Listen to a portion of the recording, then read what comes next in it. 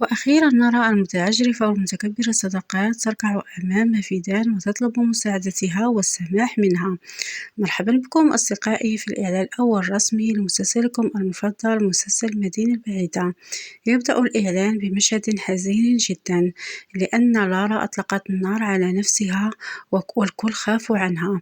سوف تكون حالتها خطيرة جدا وتحتاج إلى نقل دم بسرعة، وفئة دمها لم يجدوها في مكان إلا عند فيدا لأنه نفس فئة دمها.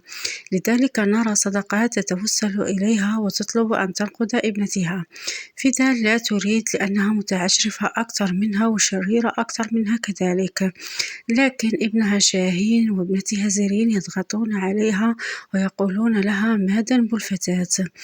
آه، كما أن فكرية تطلب من جيهان ألا يترك يد ابنتها لا الآن ولا في المستقبل، لأنها لاحظت الحب الكبير الذي بينهما والانجذاب بالرغم من تصرفات أمه صدقات وبالرغم من المشاكل التي تحيط بهم جميعا.